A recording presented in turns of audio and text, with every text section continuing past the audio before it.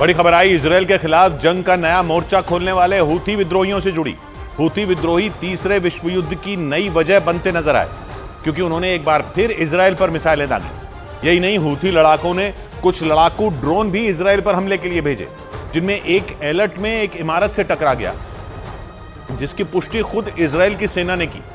ऐसा पहली बार हुआ जब हूथी विद्रोहियों का कोई ड्रोन इजरायल में घुसा, जबकि इससे पहले इजरायल और अमेरिका ने हूथी लड़ाकों की मिसाइलों को इजरायल में घुसने से पहले ही मार गिराया था। लेकिन इस बार हूथी लड़ाकों का एक ड्रोन इजरायल के एलर्ट में घुस गया, यानी बात बढ़ गई, क्योंकि इससे पहले इजरायल और अमेरिका ने उनके ड्रोन को भूमध्य सागर के ऊपर ही मार गिराया था। लेकिन इस बार हूथी लड़ाकों के ड्रोन की इजरायल में एंट्री हो गई, जो बड़े खतरे की आहट, क्योंकि हमास और हिजबुल्लाह के बाद हूथी विद्रोहियों ने इजरायल से दो हाथ करने की तैयारी कर ली, क्योंकि दक्षिणी इजरायल के एलर्ट में एक बार फिर हूथी विद्रोहियों ने भगदड़ मचा दी। वहां जैसे ही मिसाइल अटैक का सायरन बजा, लोग भागने लगे। वो सुरक्षित जगह ढूंढने के लिए यहां वहां भागते नजर आए। मतलब ट्रिपल एच का तीसरा एच, यानी हूथी लड़ाके तीसरे विश्व युद्ध की नई वजह बन सकते हैं, क्योंकि उनके तेवर आक्रामक हैं। गाजा पर इजरायल की बमबारी से उनका पारा चढ़ा हुआ है, क्योंकि पिछले 2 हफ्तों में कई बार उन्होंने इजरायल पर हमला किया, और इस बार तो उनका ड्रोन इजरायल के अंदर ही घुस गया और दक्षिणी इजरायल के रिहायशी इलाके में एक इमारत से टकरा गया। इस बात की पुष्टि खुद इजरायल ने की, और दावा किया गया कि इजरायल ने एलर्ट की ओर दागी गई मिसाइलों को मार गिराया, लेकिन उसका एक ड्रोन इजरायल को चकमा देकर इजरायल की सीमा के अंदर घुस गया, जो हमास और हिजबुल्लाह से जंग लड़ रहे इजरायल की परेशानियों को कई गुना बढ़ा सकता है, क्योंकि इससे इजरायल ही नहीं बल्कि पूरे पश्चिम एशिया का माहौल बिगड़ सकता है। क्योंकि यमन की राजधानी सना से करीब 2000 किलोमीटर दूर इजरायल के एलर्ट शहर पर बैलिस्टिक मिसाइलें दागी गईं।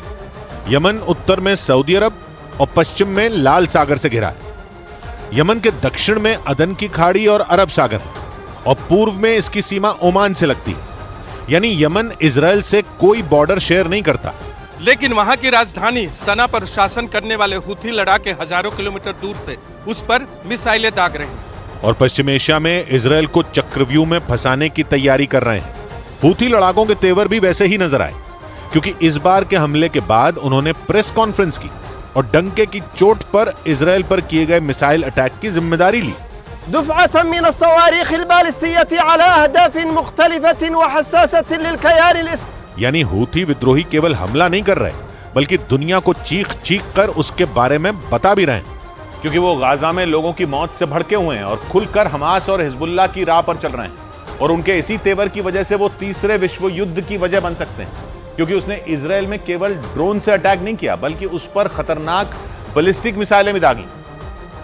जो लाल सागर से होती हुई दक्षिणी इजरायल के एलर्ट शहर में गिरने वाली थी। लेकिन इजरायल ने लाल सागर से आती हुई इन बैलिस्टिक मिसाइलों को मार गिराने का दावा किया, क्योंकि दक्षिणी इजरायल के एलर्ट शहर में उसका एरो 3 मिसाइल डिफेंस सिस्टम तैनात है, जिसने हूथी विद्रोहियों की मिसाइलों को पहचान कर मार गिराया। לחימה נמשכת, אין הפסקת אש, אנחנו חוזרים על זה, אין הפסקת אש, אנחנו ממשיכים להילחם। इजरायल का एरो 3 मिसाइल डिफेंस सिस्टम सटीक हमले करने में माहिर है और मिसाइल को ट्रैक करके उसे हवा में तबाह करने का दम रखता है। इजरायल ने जब एरो 3 मिसाइल डिफेंस सिस्टम को टेस्ट किया था तो ये 100% सफल रहा था,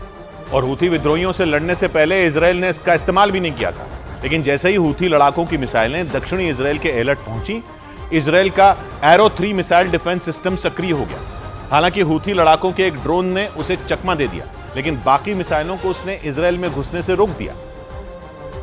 और इसीलिए इजरायल ने तय किया कि वो हूथी विद्रोहियों से आगे की लड़ाई एरो 3 मिसाइल डिफेंस सिस्टम से ही लड़ेगा। लेकिन उसके लिए ये लड़ाई आसान नहीं है, क्योंकि उसका सामना ट्रिपल एच से है, यानी हिजबुल्लाह, हमास और हूथी लड़ाकों से, जो उसे चारों तरफ से घेर सकते हैं। सबसे बड़ी बात है कि इन तीनों कट्टरपंथी संगठनों पर ईरान का हाथ है, जो 2 धड़ों में बट चुकी दुनिया का एक बड़ा खिलाड़ी बनकर उभर रहा है, और इसीलिए कहा जा रहा है कि हूथी तीसरे विश्व युद्ध की नई वजह बन सकते हैं, क्योंकि भले ही गाजा में हमास और इजरायल की जंग चल रही हो, लेकिन धीरे धीरे इसकी आग पूरी दुनिया में फैल रही है, और पर्दे के सामने या पर्दे के पीछे से रूस, चीन और अमेरिका जैसे देश हमास और इजरायल की जंग का हिस्सा बन गए। यानी यूक्रेन जंग के बाद शुरू हुई दुश्मनी की आग में पश्चिम एशिया की नई जंग ने घी डालने का काम किया,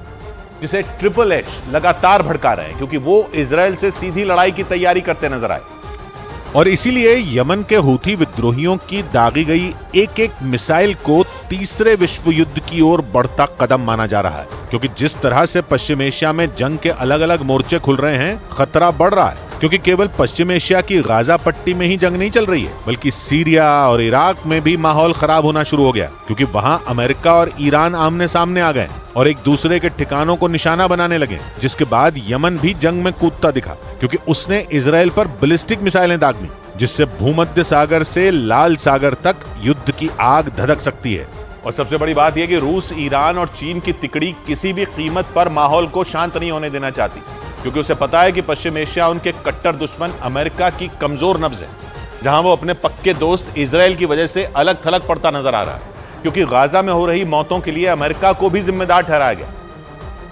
जिसका रूस, ईरान और चीन की तिकड़ी ने फायदा उठाने की कोशिश की और पश्चिम एशिया के मुस्लिम देशों को अमेरिका के खिलाफ खड़ा करना शुरू कर दिया, क्योंकि पश्चिम एशिया के मुस्लिम देशों की संख्या अच्छी खासी है। और अगर रूस, ईरान और चीन को Iraq, Jordan, Kuwait, Lebanon, Oman, फिलिस्तीन, कतर, सऊदी अरब, सीरिया, तुर्की, संयुक्त अरब अमीरात और यमन जैसे देशों का साथ मिल गया, तो फिर तो पूरी बाजी ही पलट सकती है। और इसीलिए अमेरिका को कमजोर करने के लिए रूस, ईरान और चीन ने पश्चिम एशिया के मुस्लिम देशों को मोहरे की तरह इस्तेमाल किया और ऐसी चाल चल दी कि अमेरिका के पास कोई जवाब ही नहीं बचा, क्योंकि जंग के बीच सीज फायर जैसे मुद्दे पर इजराइल भी अमेरिका की बात नहीं मान रहा है और लगातार इस तरह के बयान दे रहा है, जिससे दोनों के बीच मतभेद के संकेत मिले, क्योंकि इजराइल हमास के अंत तक जंग जारी रखना चाहता है, जबकि अमेरिका कुछ घंटे के लिए युद्ध रोकने का सुझाव दे रहा है। यानी इजराइल और अमेरिका के बीच भी खटपट हो गई,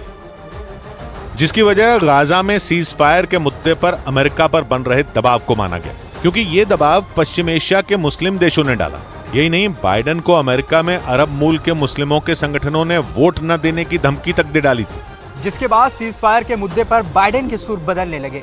और इजराइल पर दबाव बढ़ने लगा, क्योंकि हूथी विद्रोही भी सीज फायर का दबाव बनाने के लिए इजराइल पर मिसाइलें दाग रहे हैं, क्योंकि उनकी मांग है कि गाजा में जंग तुरंत रुके। हूथी शिया मुसलमानों का कट्टरपंथी संगठन है,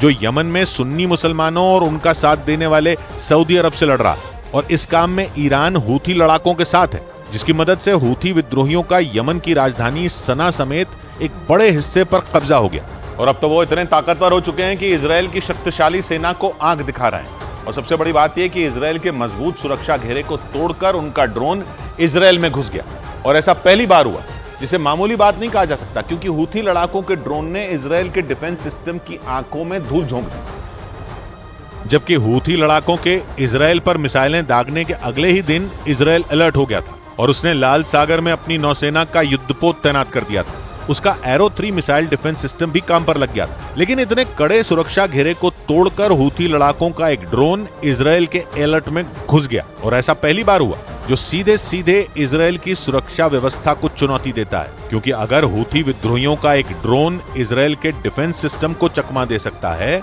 तो ये सिलसिला आगे भी बढ़ सकता है। यानी हूथी लड़ाकों ने आंखों में आंखें डालकर इजराइल को चुनौती दी, और इसीलिए माना जा रहा है कि वो तीसरे विश्व युद्ध में बड़ी भूमिका निभा सकते हैं, क्योंकि हूथी विद्रोही इजराइल के खिलाफ लड़ने वाले ट्रिपल एच का हिस्सा है। और यही सबसे बड़ी परेशानी की बात है, क्योंकि हमास और इजराइल की जंग के बाद ट्रिपल एच एक बड़ा खतरा बनकर उभरे, क्योंकि ये केवल इजराइल से ही नहीं, बल्कि इजराइल का साथ देने वाले अमेरिका से भी लड़ने के लिए तैयार नजर आए। क्योंकि एक दिन पहले ही हूथी विद्रोहियों ने यमन के नजदीक अमेरिका के खतरनाक MQ-9 रीपर ड्रोन को मार गिराया था। यानी हूथी लड़ाकों ने अमेरिका के सबसे खतरनाक ड्रोनों में एक को मार गिराया और सीधा अमेरिका से भिड़ गए, जिसे हूथी लड़ाकों की इजराइल के साथ साथ अमेरिका से लड़ने की तैयारी माना गया, जो खतरे की ऐसी घंटी है जो महाविनाश को न्योता दे सकती है। क्योंकि ट्रिपल एच कहे जाने वाले हमास, हिजबुल्लाह और हूथी अमेरिका जैसे ताकतवर देश के सामने खड़े होने की तैयारी करते दिखाई दिए। हूथी विद्रोही तो अमेरिका के ड्रोन को मारकर सीधा ही उससे भिड़ गए और दुनिया को संकेत देने लगे कि अगर तीसरा विश्व युद्ध हुआ तो वो उसकी एक बड़ी वजह हो सकते हैं।